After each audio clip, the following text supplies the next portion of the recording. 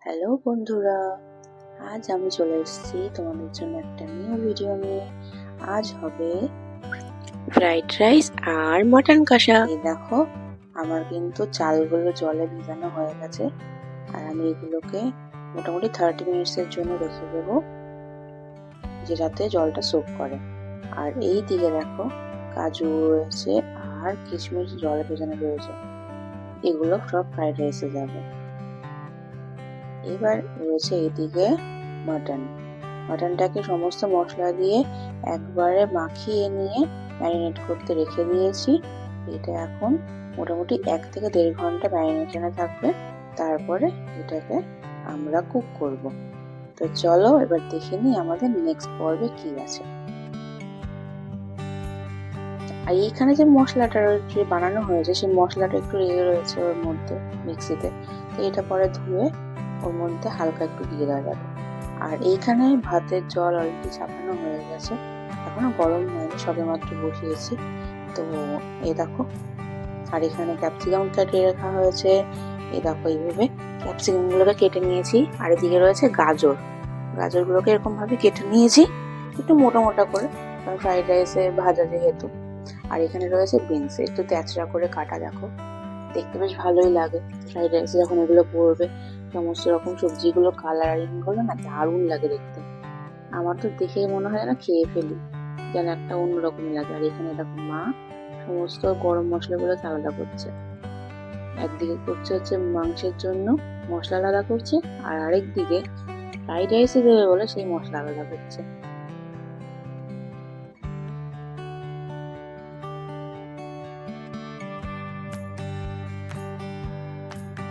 এদিকে দেখো, পেঁয়াজ আমি এইভাবে করে কেটে নিয়েছি, জাস্ট খোসাটাকে ছাড়িয়ে মাথাটার পিছনটা একটুখানি কেটে দিয়েছি, গোটা গোটা গুলো পড়বে মাংস। আর এইখানে চিনি গুঁড়ো নিয়ে নিয়েছি ফ্রাইড রাইসে দেওয়ার জন্য, কারণ গোটা চিনি দিলে গলতে একটু সময় লাগে, বাট গুঁড়ো চিনি একটুখানি দিলে ওটা তাড়াতাড়ি ভাতের সঙ্গে অ্যাডজাস্ট হয়ে যায়।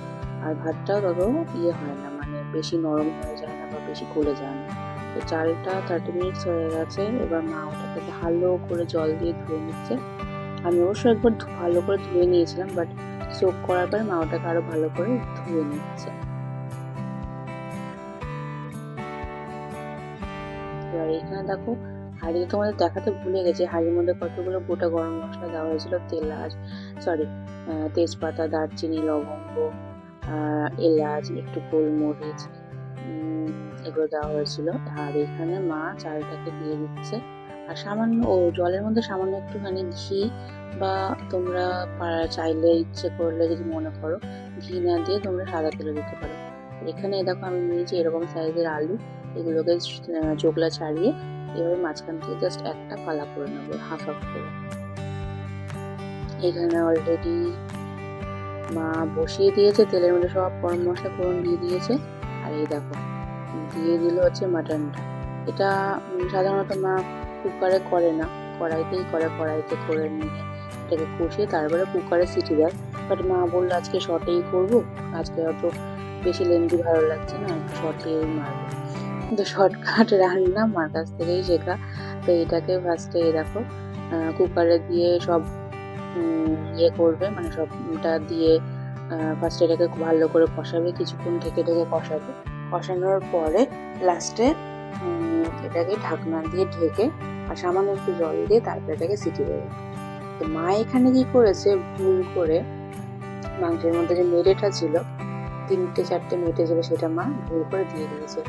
পরে বলছে যে মা, আমি মেটেগুলো দিয়ে দিলাম, মনেই তো নেই।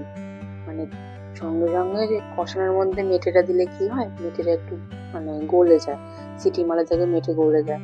তো মা বললো এখন দিয়ে দিলাম, তুলে রাখবো। তা আমি বলছি হ্যাঁ তুলে রাখো যদি প্রবলেম না হয়। তো মা আবার দেখো বেছে বেছে মেটেগুলোকে সব আবার আলাদা করছে, যে এখন দেবো না, যা হওয়ার হয়ে গেছে একটু পরেই দেবো। এরকম আস্তে আস্তে করে মা মেটেগুলোকে সব তুলে তুলে আলাদা করছে।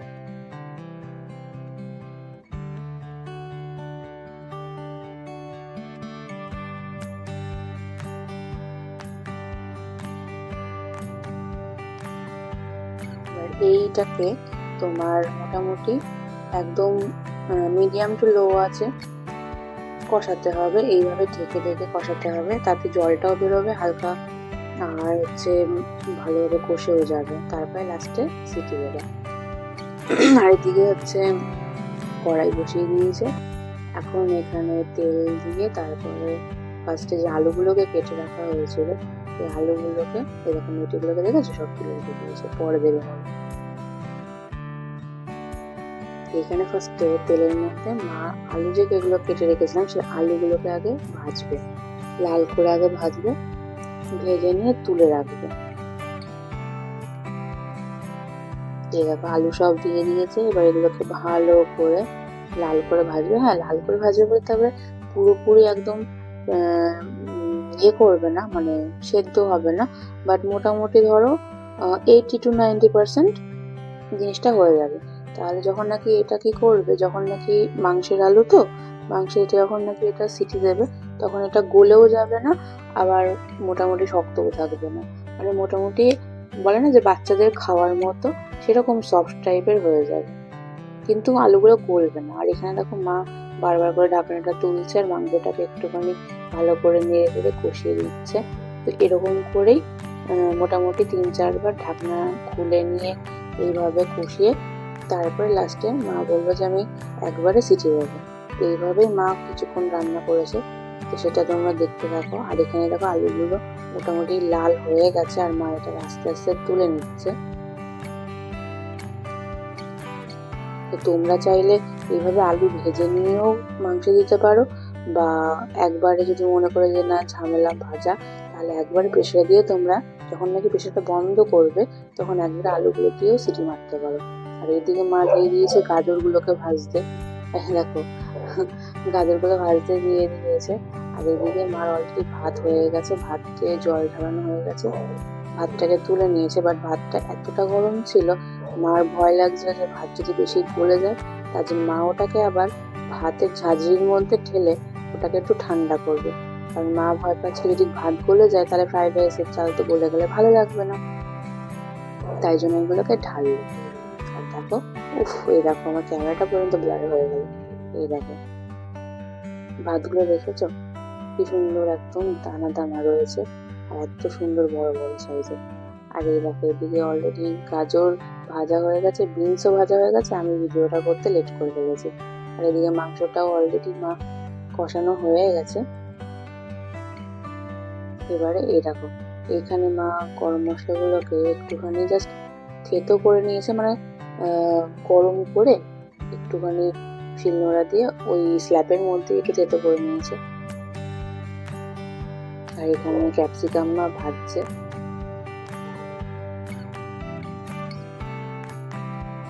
এই দেখো দেখেছো কতটা জল ছেড়েছে।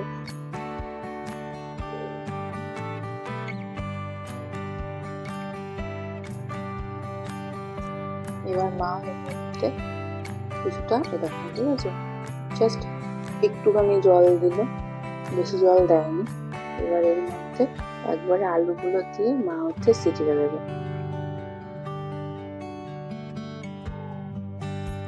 তোমরা তোমার পরিমাণ মতো জল দিতে পারো। এই দেখো আলুগুলো দিয়ে দিয়েছে, ভাজা আলু। প্রথম আর দেখো পেঁয়াজও দিয়ে দিয়েছে। আমি ফার্স্টে বলছিলাম যে পেঁয়াজটা হয়তো দেবে, মানে এমনি হয়তো দেবে, আর দেখলাম যে না একবারে প্রেশারে দিয়ে সিটি মারছে। আমি বললাম যে এই মা পেঁয়াজগুলো গলে যাবে না? বলছে না গলে গেলেও খেতে দারুণ লাগে, যে খেয়ে দেখিস।